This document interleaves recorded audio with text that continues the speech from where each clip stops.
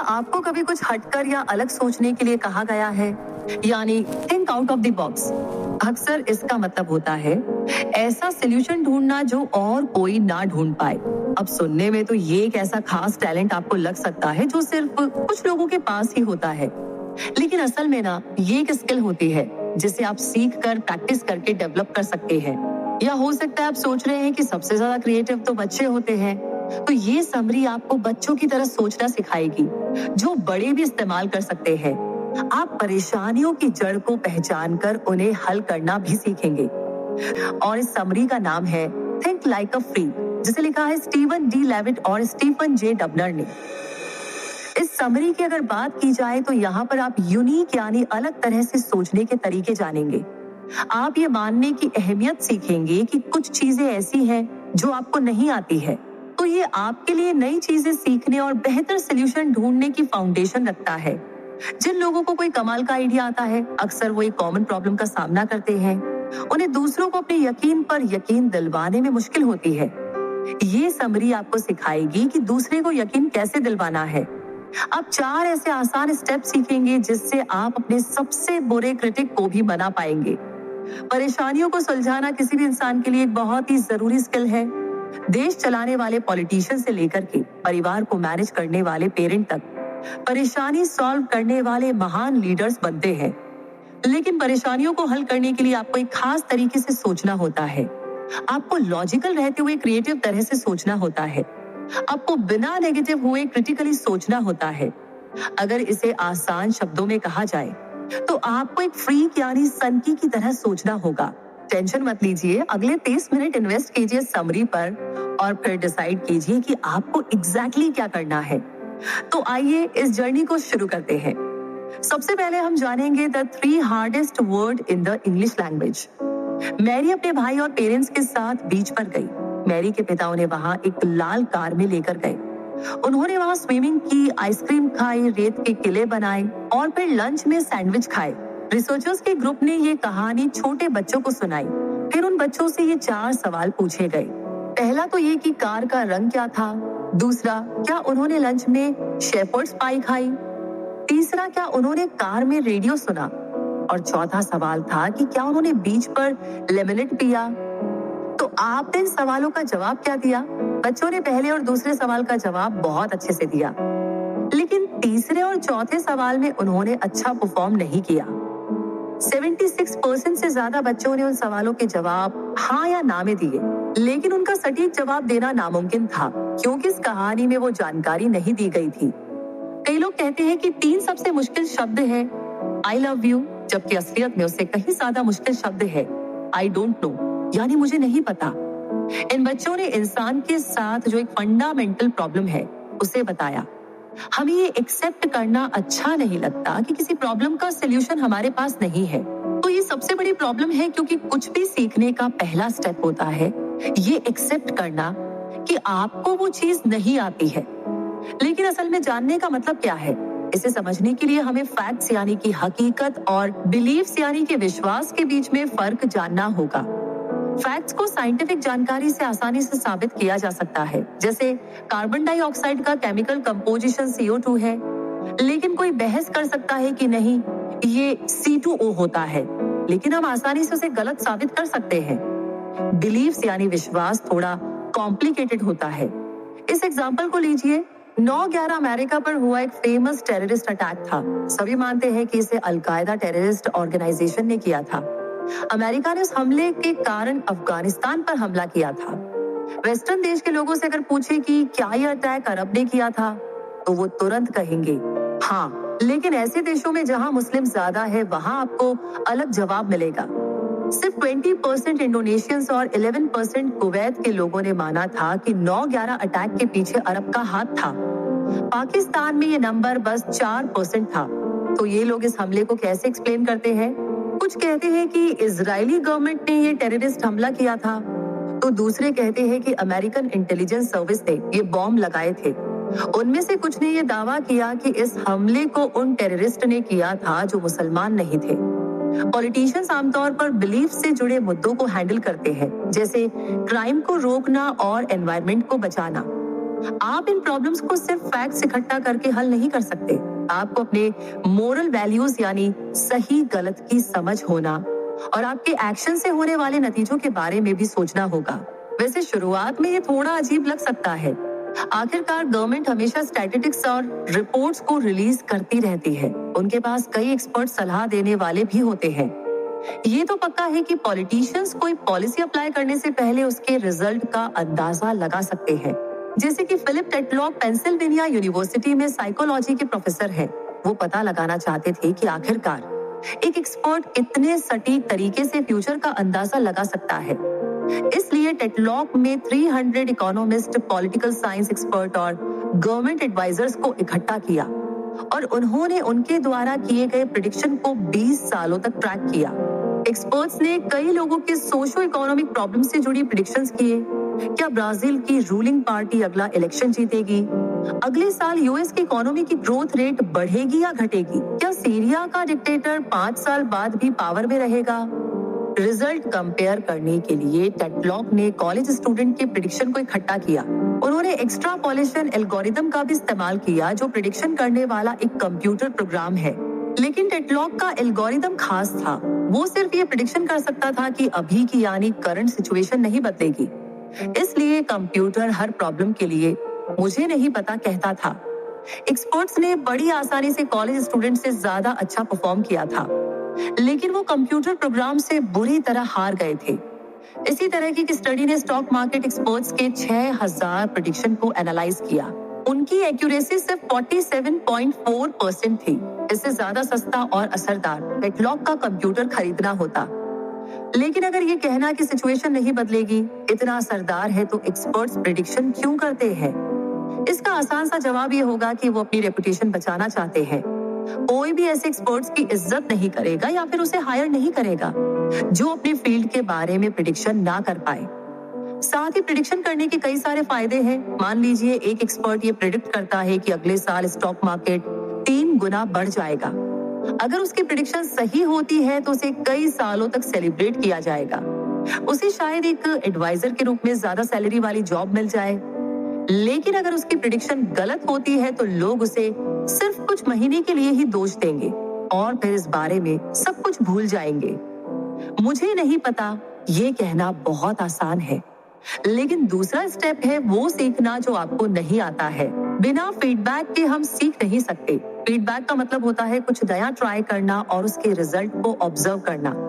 इसका मतलब दूसरों से सलाह लेना भी हो सकता है। आइए हम इसे एक एग्जाम्पल से समझते हैं। अमेरिका का एक बड़ा सुपरमार्केट चेन सालों से एक एडवर्टाइजिंग स्ट्रेटेजी का इस्तेमाल कर रहा था। वो एडवर्टाइजमेंट के लिए टीवी कमर्शियल का इस्तेमाल करते थे और संडे के न्यूज़पेपर में ऐड देते थे। जब एग्जीक्यूटिव्स के पास सेल्स डेटा आया तो पता चला कि टीवी कमर्शियल्स 4 गुना ज्यादा इफेक्टिव हैं। इससे एक आम आदमी को ये लगेगा कि कंपनी के पास काम का फीडबैक है, लेकिन कंपनी हमेशा टीवी कमर्शियल नहीं दिखाती। वो इसके लिए साल में सिर्फ 3 दिन पर फोकस करती है और वो 3 दिन है ब्लैक फ्राइडे, क्रिसमस और फादर्स डे। आप ये नोटिस करेंगे कि सुपरमार्केट में आमतौर पर इन 3 दिनों में ज्यादा बिजनेस होता है। तो ये मानना कि टीवी कमर्शियल ज्यादा इफेक्टिव है गलत हो सकता है। और न्यूज़पेपर ऐड का क्या? एग्जीक्यूटिव्स इसकी कंसिस्टेंसी को लेकर के काफी गर्व महसूस करते हैं। इसे पिछले 20 सालों से हर संडे 250 मार्केट में एडवर्टाइज किया जा रहा है।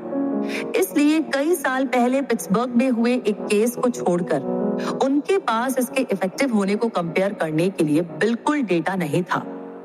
पिट्सबर्ग का केस कई साल पहले एक इंटर्न से हुई गलती की वजह से हुआ था। 4 महीने तक वो एडवर्टाइजमेंट देना भूल गया, लेकिन किसी भी एग्जीक्यूटिव ने डेटा को एनालाइज नहीं किया। उन्होंने बस इंटर्न को काम से निकाल दिया और ऐड देना दोबारा शुरू कर दिया।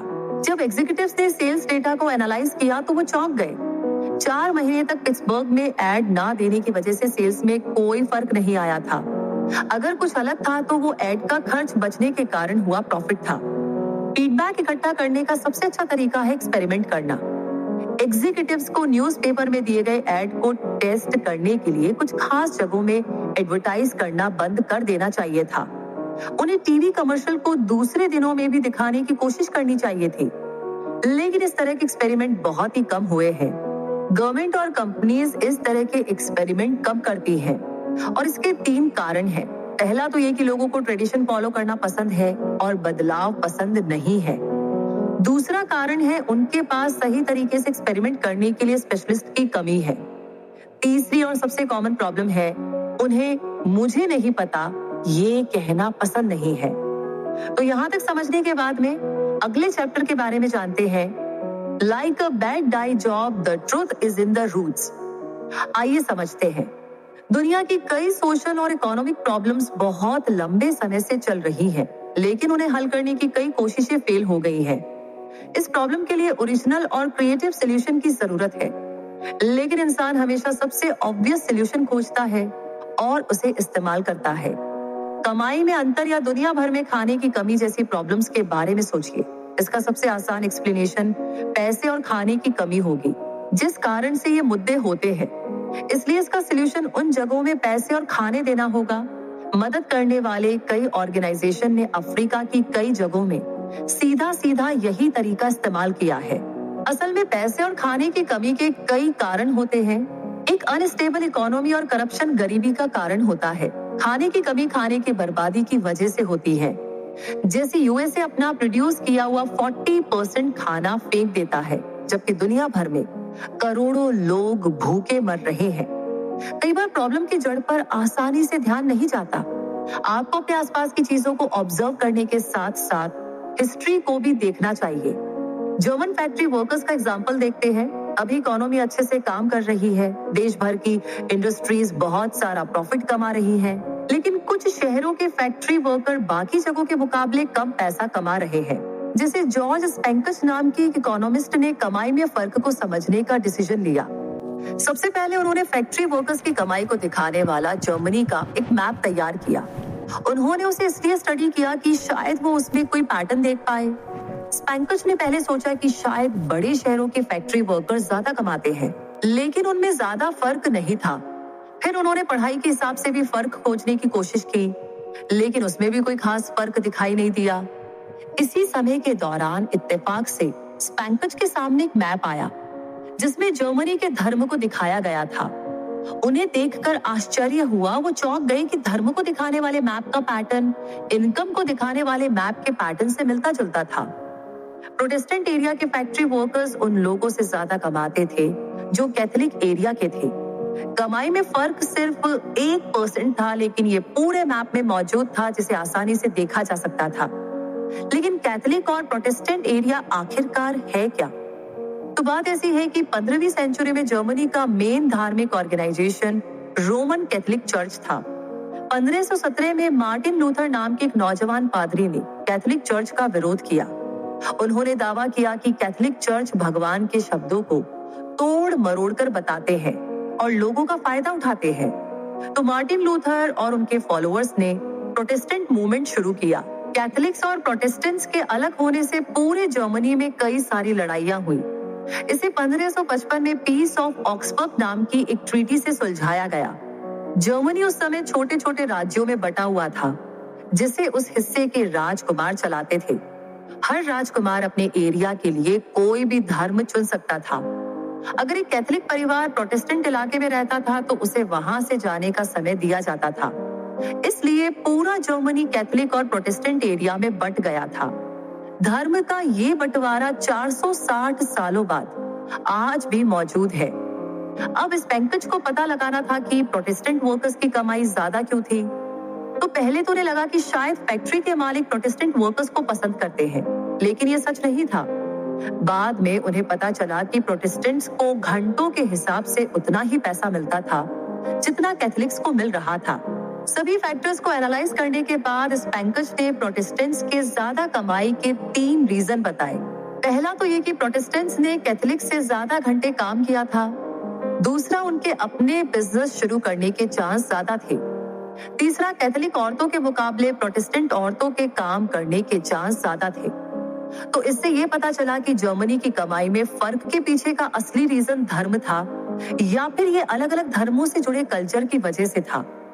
हिस्ट्री को देखें तो प्रोटेस्टेंट्स हमेशा से ज्यादा मेहनती और काम को लेकर के सीरियस रहे हैं। मैक्स वेबर नाम के इकोनॉमिस्ट ने इसका पता 1900 की शुरुआत में लगाया था। उन्होंने पूरे यूरोप में कैपिटलिज्म को फैलाने में मदद करने का क्रेडिट प्रोटेस्टेंट्स को दिया। मेडिसिन के एरिया में भी जड़ का पता लगाना बहुत जरूरी है। पेट के अल्सर जैसी कॉमन बीमारी का एग्जाम्पल लेते हैं। अल्सर असल में आपके पेट में एक छेद होता है जो बहुत दर्द करता है। सालों तक डॉक्टर्स को लगता रहा कि अल्सर का रीजन जेनेटिक स्ट्रेस या मसालेदार और तीखा खाना हो सकता है, लेकिन डॉक्टर इस नतीजे पर पहुंचे कैसे? उन्हें लगा कि पेट के एसिड की वजह से पेट में छेद हो जाता है। इससे अल्सर से होने वाला दर्द भी समझ में आता है। डॉक्टर्स ने सिम्टम्स देखे और बीमारी के कारण को डिसाइड कर लिया। इसका नतीजा ये हुआ कि अल्सर का इलाज उसके सिम्टम को ठीक करने पर फोकस्ड हो गया।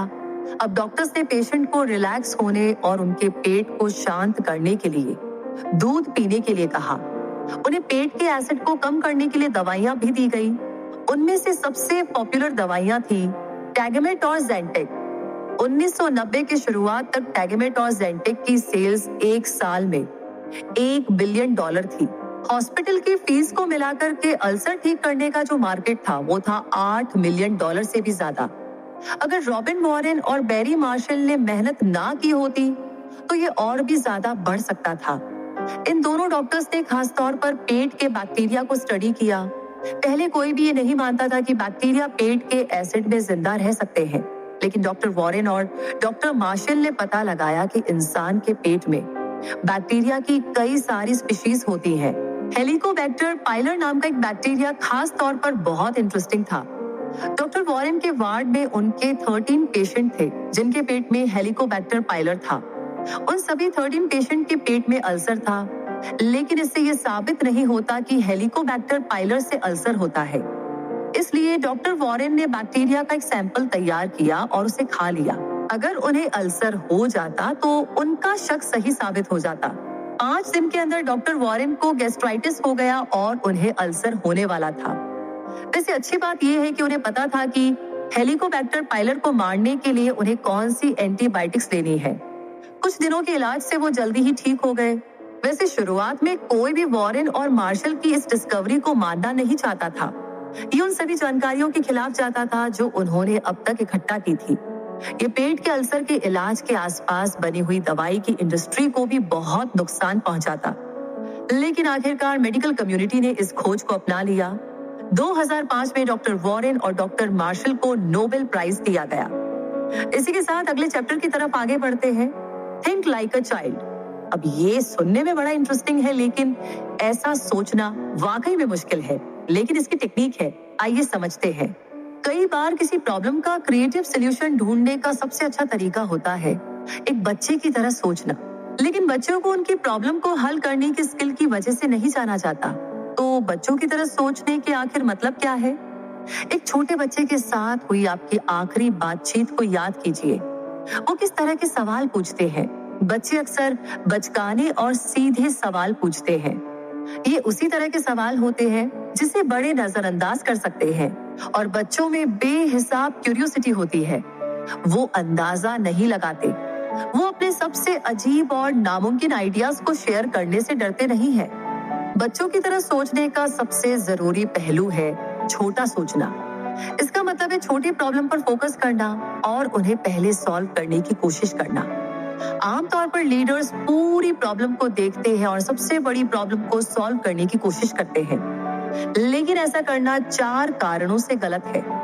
पहला तो ये कि लगभग सभी ने बड़ी प्रॉब्लम के बारे में सोचा और उसे सॉल्व करने की कोशिश की है। तो एक बड़ी प्रॉब्लम के बजाय कई छोटी छोटी प्रॉब्लम्स आपको कुछ डिस्कवर करने के ज्यादा मौके देती है। दूसरा, बड़ी प्रॉब्लम अक्सर कई छोटी प्रॉब्लम से मिलकर बनी होती है। छोटी छोटी प्रॉब्लम को एक एक करके सॉल्व करना प्रोग्रेस करने का ज्यादा सिस्टमैटिक तरीका है। तीसरा, बदलाव मुश्किल होता है, लेकिन छोटी प्रॉब्लम को सॉल्व करने के लिए सिर्फ छोटे बदलाव की जरूरत होती है। इसलिए जब आप छोटा सोचते हैं तो आपके हल का विरोध भी कम होगा। चौथा, जब आप बड़ा सोचते हैं तो सटीक होना मुश्किल होता है। जैसे हो सकता है कि 1 मिलियन लोगों पर बना स्टैटिक 100 लोगों के ग्रुप पर अप्लाई ना हो। छोटा सोचने का एग्जाम्पल हमें चाइना से मिलता है। दुनिया भर में एजुकेशन सिस्टम को डेवलप करने के लिए ट्रिलियंस डॉलर खर्च किए गए हैं। हमारे पास अब तक के सबसे अच्छे क्लासरूम, पढ़ाई का सामान और टेक्स्ट बुक्स है, लेकिन अब भी फेल होने वाले बच्चों का नंबर कम नहीं हुआ है। तीन इकोनॉमिस्ट की एक थ्योरी थी कि बच्चे अभी भी पढ़ाई में फेल क्यों हो रहे हैं। उनका मानना है कि कई बच्चे कमजोर नजर के इलाज के बिना रह जाते हैं। अगर एक बच्चा ठीक से देख नहीं सकता है तो जायज सी बात है कि उसे पढ़ने लिखने में मुश्किल होगी। इसकी वजह से उन्हें सीखने में मुश्किल होगी और वो टेस्ट में फेल होंगे। रिसर्चर्स ने अपने प्रोजेक्ट के लिए चाइना के गांसू नाम के गरीब एरिया को चुना। उन्होंने लोकल पब्लिक स्कूल के सभी बच्चों की आंखें चेक की। लगभग 2500 बच्चों की आंख कमजोर थी। उनमें से सिर्फ 59 यानी कि 59 बच्चे चश्मा पहनते थे। रिसर्चर्स ने फिर एक एक्सपेरिमेंट किया। उन्होंने कमजोर आंख वाले बच्चों को फ्री में चश्मा दिया।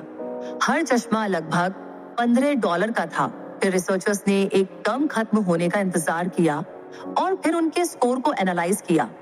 जिन बच्चों को चश्मा दिया गया था उनका टेस्ट स्कोर 25% से 50% इम्प्रूव हो गया था और इसके लिए बस $15 के चश्मे की जरूरत थी। जबकि चाइना की गवर्नमेंट ने एजुकेशन को इम्प्रूव करने के लिए न जाने कितने बिलियन डॉलर खर्च किए थे। यहाँ तक कि उन्होंने बड़े शहरों से टीचर्स भी बुलाए थे, ये देखने के लिए कि शायद वो बच्चों की मदद कर सके। लेकिन छोटा सोचना बच्चों की तरह सोचने का इकलौता तरीका नहीं है। शायद बच्चों से हम जो सबसे अच्छा लेसन सीख सकते हैं वो है एंजॉय करना। बच्चे जो भी करने वाले होते हैं उसके लिए कभी झूठ नहीं बोलते। इसके बदले उन्हें जो पसंद आता है वो उसे साफ साफ कह देते हैं और उसकी डिमांड करते हैं। कई ऐसे फील्ड है जहां पर माना जाता है कि मजे करने के लिए कोई जगह नहीं है, जैसे पॉलिटिक्स, एकेडमिक रिसर्च और बिजनेस। लेकिन कई बार इन फील्ड्स की प्रॉब्लम को हल करने के लिए फन फैक्टर का होना बहुत जरूरी हो जाता है। इन्वेस्टमेंट का एग्जांपल लीजिए। अमेरिका में लोग इन्वेस्टमेंट करने में बहुत ही बुरे हैं। अमेरिका में लोग अपने पैसे का सिर्फ 4% ही सेव या इन्वेस्ट करते हैं। इसका नतीजा ये होता है मेडिकल इमरजेंसी या किसी मुश्किल समय में उनके पास कोई बैकअप नहीं होता है। लेकिन अमेरिकन में सेविंग रेट इतनी कम क्यों है? इसका सीधा सा जवाब है कि लोगों को पैसे खर्च करना अच्छा लगता है। इमरजेंसी के बारे में सोचना और पैसे को बैंक में रखने में क्या मजा है? कार, कपड़े, ज्वेलरी और अच्छे खाने पर खर्च करना कहीं ज्यादा एक्साइटिंग है। वहीं अमेरिकन हर साल लॉटरी टिकट पर $60 मिलियन से ज्यादा खर्च करते हैं। 40% से ज्यादा कम कमाने वाले परिवार इसे इन्वेस्टमेंट के रूप में देखते हैं।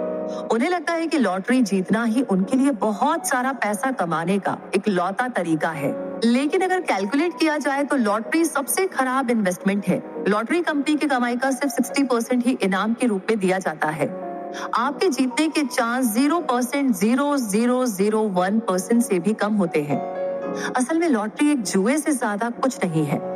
अगर आप जिंदगी भर भी लॉटरी टिकट खरीदते हैं तब भी आपको लॉस होने का चांस आता है। कुछ बैंक्स ने प्राइज लिंक्ड सेविंग्स या PLS अकाउंट बनाने के लिए लॉटरी के कॉन्सेप्ट का इस्तेमाल किया है। इसमें आप $20 लॉटरी पर खर्च करने की बजाय इसे बैंक अकाउंट में डालते हैं।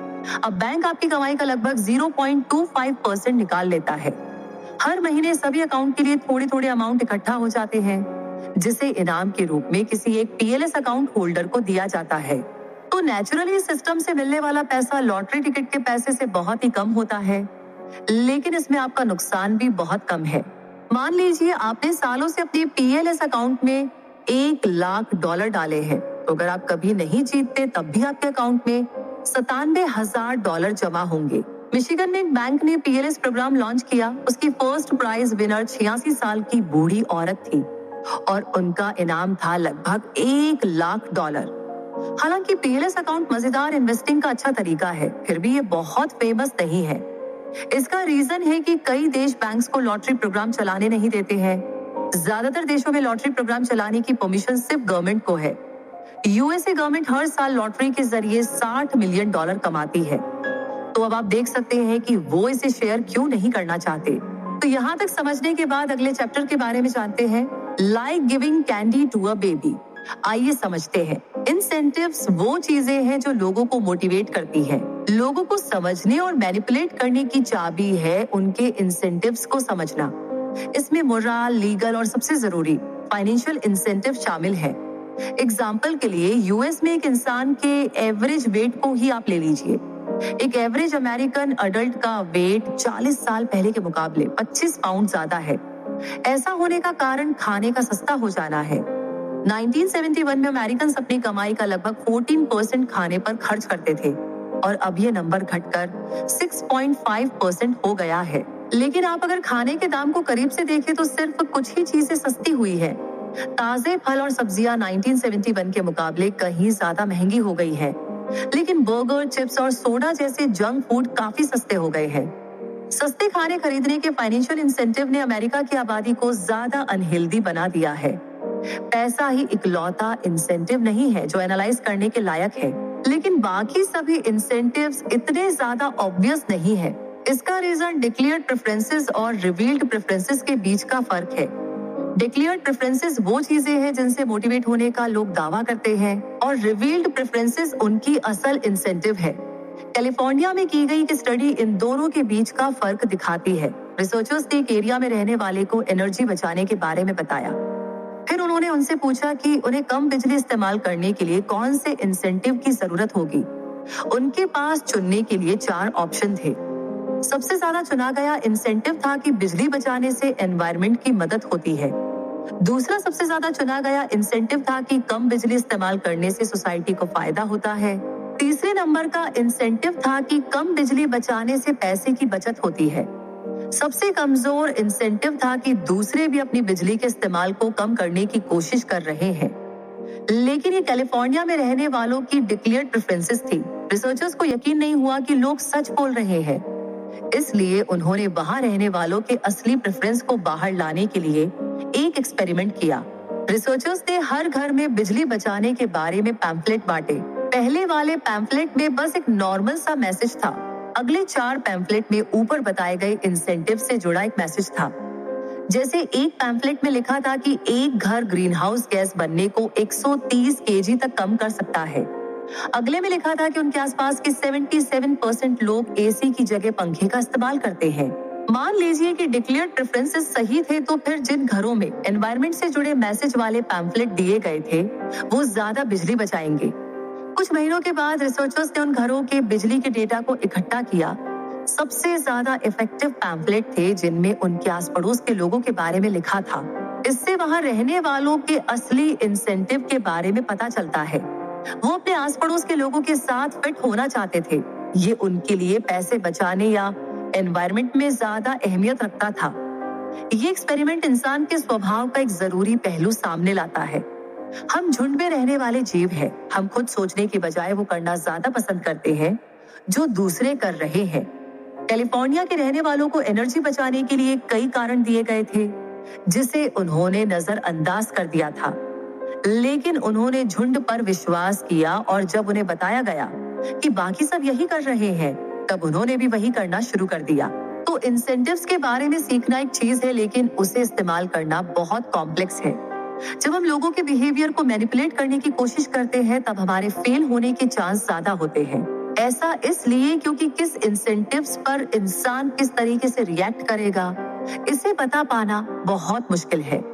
एग्जाम्पल के लिए यूएन द्वारा किए गए एनवायरमेंटल प्रोग्राम को ही आप ले लीजिए। वो कंपनियों द्वारा किए गए पोल्यूशन को कम करने के लिए कार्बन क्रेडिट नाम के एक सिस्टम को लेकर आए। इसमें यूएन कंपनीज को नुकसान पहुंचाने वाले गैस को सेफली डिस्पोज करने के लिए क्रेडिट के रूप में पे करने वाले थे। ये क्रेडिट ग्लोबल मार्केट में ट्रेड के लिए या फिर यूएन से पैसे के बदले एक्सचेंज की जा सकती थी। 1 टन कार्बन डाइऑक्साइड को खत्म करने से कंपनी को 1 क्रेडिट मिलता। ज्यादा खतरनाक गैसेस के लिए ज्यादा अमाउंट मिलता। 1 टन मीथेन को खत्म करने की कीमत 21 क्रेडिट थी। नाइट्रस ऑक्साइड के लिए 310 क्रेडिट था और सबसे कीमती या सबसे खतरनाक गैस HFC-23 थी। इसे HCFC-22 बनाने के लिए बाय प्रोडक्ट के रूप में बनाया गया था, जिसका इस्तेमाल फ्रिज में किया जाता है। मैन्युफैक्चरर्स को HFC-23 को एनवायरनमेंट में ना छोड़ने पर हर टन के लिए 11,700 क्रेडिट मिलते। यूएन का गोल था मैन्युफैक्चरर्स को HCFC-22 का कोई दूसरा ऑप्शन खोजने के लिए पुश करना। इसके बदले चाइना की फैक्ट्रीज ने और भी ज्यादा HCFC-22 बनाना शुरू कर दिया। फिर उन्होंने लाखों कार्बन क्रेडिट पाने के लिए HFC-23 को खत्म कर दिया। यूएन को आखिरकार इसका पता चल गया और उसने ये प्रोग्राम बंद करने का फैसला किया, लेकिन इससे और भी बड़ा रिस्क पैदा हो गया। कंपनियां अपने HFC-23 को आसानी से एनवायरनमेंट में फेंक सकती थी।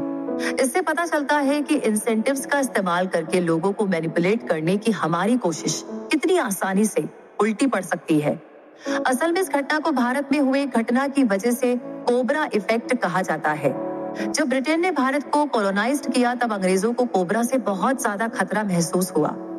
इसलिए उन्होंने भारतीयों को कोबरा मारकर सबूत के तौर पर उसकी चमड़ी लाने के लिए पैसे देने शुरू किए। इसका नतीजा ये हुआ कि भारत के किसान कोबरा को मारने के लिए उन्हें पालने लगे और जब अंग्रेजों को इस बात का पता चला तो उन्होंने कोबरा के लिए पैसे देना बंद कर दिया। लेकिन फिर भारतीयों ने अपने पाले हुए हजारों कोबरा को खुला छोड़ दिया। तो इन एग्जांपल्स को समझते हुए अब आगे जानते हैं how to persuade people who don't want to be persuaded. मतलब ये है कि एक बार जब आप फ्रीक की तरह सोचने लगेंगे तो आपके अजीब से आइडियाज कई लोगों को नाराज या थोड़ा कंफ्यूज कर सकते हैं।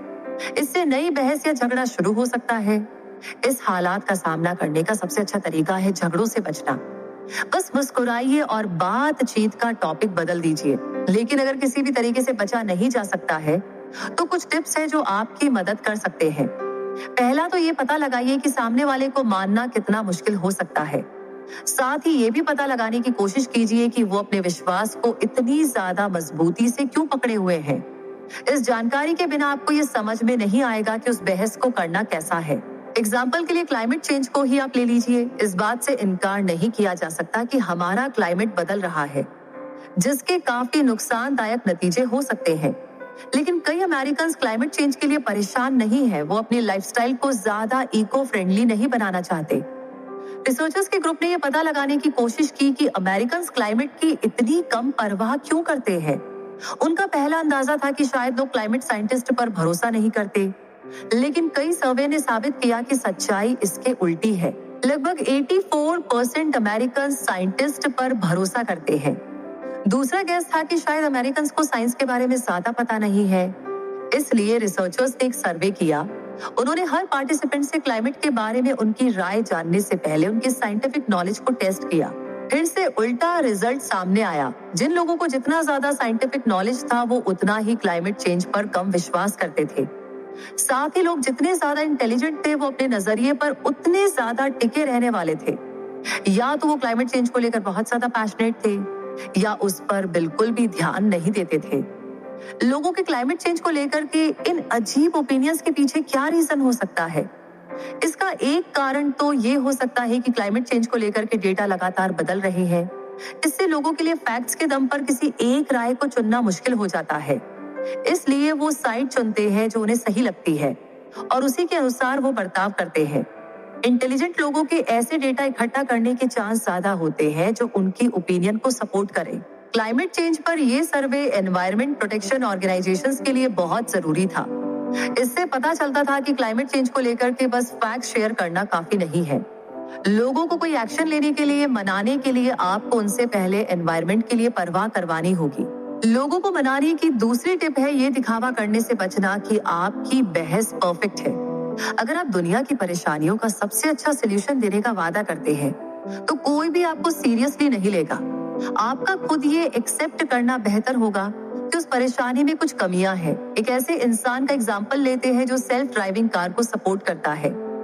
यूजर्स कार के फायदों को गिनाकर टेक्नोलॉजी के बारे में बात करते हैं। सभी कार मैन्युफैक्चरर्स ने, यहाँ तक कि गूगल जैसी टेक कंपनी ने भी इसके मॉडल डेवलप किए हैं। सेल्फ ड्राइविंग कार ने कई सेफ्टी टेस्ट पास किए हैं और इंसानों जितना अच्छा ड्राइव कर सकती है।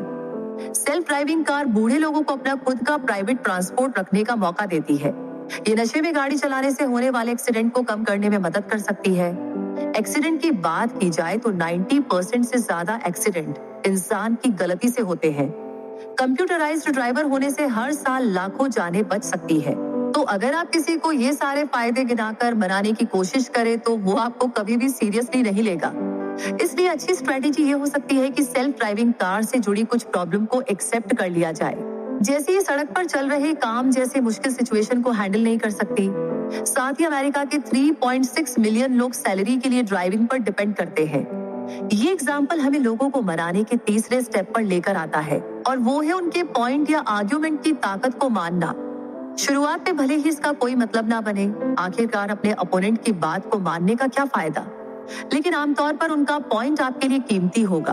आप उनसे सीख सकते हैं, अपनी बहस को बेहतर बना सकते हैं। आइए सेल्फ ड्राइविंग कार के एग्जाम्पल पर जरा वापस आते हैं। कुछ लोग नहीं मानते कि ये कार 100% सेफ है। ऐसे भी केसेस हुए हैं जहां पर इन गाड़ियों ने टेस्ट में खराब परफॉर्म किया है। क्या होगा जब ये कार असली जिंदगी में खराब परफॉर्म करती है? क्या होगा अगर ये अचानक से एक प्लेग्राउंड में घुस जाए और दर्जनों बच्चों को कुचल दे? आप इस बहस को बचकाना या बहुत बढ़ा चढ़ाकर कहा गया कहकर रिजेक्ट कर सकते हैं, लेकिन इस बहस को अपने फायदे के लिए इस्तेमाल करने का ज्यादा बेहतर तरीका है। जैसे अगर आपका ओपोनेंट बच्चों की जिंदगी की परवाह करता है, तो आपको सिर्फ ये साबित करना है कि सेल्फ ड्राइविंग कार के जरिए ज्यादा बच्चों की जान बचेगी। दुनिया भर में हर दिन 500 बच्चे ट्रैफिक एक्सीडेंट में मारे जाते हैं। डेवलप्ड देशों में ये बच्चों के मरने का सबसे बड़ा रीजन है। हो सकता है कि सेल्फ ड्राइविंग कार कभी कभार बड़ी गलतियां करे, लेकिन आमतौर पर ये इंसानी ड्राइवर से ज्यादा सेफ हो। इसलिए हो सकता है कि सेल्फ ड्राइविंग कार प्लेग्राउंड में घुस जाए, लेकिन वो हर दिन 500 बच्चों की जान भी बचा पाएंगी। लोगों को मनाने का चौथा और आखिरी स्टेप है कहानी बताना। इसका मतलब ये नहीं है कि आप आपके या आपके रिश्तेदारों के साथ हुई कोई घटना सुना दे। इसका मतलब है कैरेक्टर और इवेंट्स का इस्तेमाल करके डेटा और स्टैटिक्स को बताना। आपके पॉइंट में असली दुनिया का एग्जाम्पल होना किसी एनालिसिस से ज्यादा मजबूत होता है। एक अच्छी कहानी का एग्जाम्पल है मोटापे का कारण बताना। हम सभी जानते हैं कि मोटापा बहुत ज्यादा फैट खाने का नतीजा होता है, इसलिए इसका हल हर तरह के कम फैट वाली डाइट लेना है। वेट घटाने वाले प्रोडक्ट का पूरा मार्केट आपको फैट बर्न करने में मदद करने का दावा करता है। असल में फैट खाना मोटापे का मेन रीजन नहीं है। कुछ फैट आपके शरीर में विटामिन को अब्सॉर्ब करने के लिए जरूरी होते हैं, और अगर आप फैट खाना बंद कर देते हैं तो आपको अपने शरीर को एनर्जी देने के तरीके की जरूरत होगी। तो फैट को कार्बोहाइड्रेट और चीनी से बदल दिया जाता है, जो तब भी मोटापे को बढ़ाएगा ही। अगर एक कहानी दुनिया को झूठ पर यकीन दिलवा सकती है, तो सोचिए कि सच्चाई के लिए इसका कितना अच्छा इस्तेमाल किया जा सकता है। कहानी की सबसे खास बात यह होती है कि ये हमारा ध्यान खींचती है। इससे कहानी के कॉन्सेप्ट को समझना आसान हो जाता है। कहानियों के जरिए सिखाने का सबसे अच्छा एग्जाम्पल धार्मिक ग्रंथों में देखा जा सकता है। वे भगवान की सीख को समझाने के लिए क्रिएटिव कहानियों और कैरेक्टर्स का इस्तेमाल करते हैं।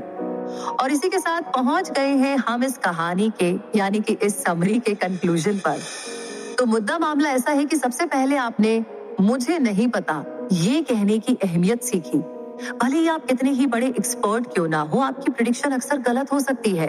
किसी चीज को पक्के तरीके से जानने का इकलौता तरीका है एक्सपेरिमेंट करना और फीडबैक इकट्ठा करना। ये उन सभी सीखने वाली फील्ड पर अप्लाई होता है जिनसे आपका सामना हो सकता है। दूसरा, आपने प्रॉब्लम की जड़ तक जाने की इंपॉर्टेंस को जाना। कई बार सबसे ज्यादा ऑब्वियस हल सबसे अच्छा हल नहीं होता। इस सिचुएशन को और भी खराब कर सकता है। प्रॉब्लम तब तक सॉल्व नहीं हो सकती जब तक आप उसकी जड़ का पता ना लगा ले और उसे खत्म ना कर दे। तीसरा, आपने सीखा कि कैसे बच्चों की तरह सोचकर आप प्रॉब्लम को सॉल्व कर सकते हैं। छोटा सोचिए और छोटे छोटे प्रॉब्लम को पहले सॉल्व करने की कोशिश कीजिए। यह आपको बड़ी प्रॉब्लम में प्रोग्रेस करने में मदद कर सकता है। बच्चों की तरह सोचने में मजा करना भी शामिल है। फन का कॉन्सेप्ट लोगों को अलग ही तरह से मोटिवेट करता है, लेकिन कुछ ही प्रॉब्लम सॉल्व करने वाले इसके बारे में सोचते हैं। चौथा, अपने इंसेंटिव्स की ताकत के बारे में जाना। इंसान कई चीजों से मोटिवेट होता है। पैसा और ग्रुप में फिट होने का एहसास उनमें से सबसे ज्यादा खास है, लेकिन आपको लोगों को इंसेंटिव के जरिए मैनिपुलेट करते हुए सावधान रहने की जरूरत है। कोबरा इफेक्ट बताता है कि ऐसी कोशिश कैसे उल्टी भी पड़ सकती है। पांचवा, आपने लोगों को मनाने की कला के बारे में सीखा। बहस से बचना अक्सर ज्यादा अच्छा होता है, लेकिन जिस बहस से बचा नहीं जा सकता है, उसे जीतने के चांस को बढ़ाने के लिए आप इन 4 स्टेप्स को फॉलो कर सकते हैं। सबसे पहले पता लगाइए कि आपके ओपोनेंट को मानना इतना मुश्किल क्यों है। ये दिखावा करना बंद कर दीजिए कि आपका पॉइंट एकदम परफेक्ट है। अपने ओपोनेंट के पॉइंट की ताकत को मानिए और उन्हें ज्यादा अच्छे से बनाने के लिए कहानियों का इस्तेमाल कीजिए। दूसरों से बेहतर थिंकर बनने का कोई जादुई तरीका नहीं है, लेकिन कुछ पॉइंट्स हैं जो ज्यादातर लोग मिस कर देते हैं। फ्रीक की तरह सोचने का मतलब है उन इम्पोर्टेंट पॉइंट्स को समझना और उन्हें इस्तेमाल करना।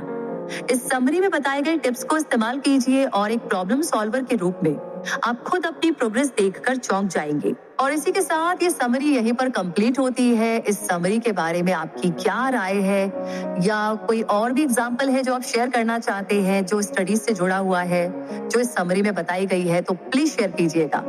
और इसी के साथ आगे कौन सी समरी सुनना चाहते हैं उसका नाम लिख भेजिए। और आपका ये जो ढेर सारा प्यार है कमेंट्स के थ्रू प्लीज आप हमें शेयर करते रहिए लगातार, हर बार, बार बार।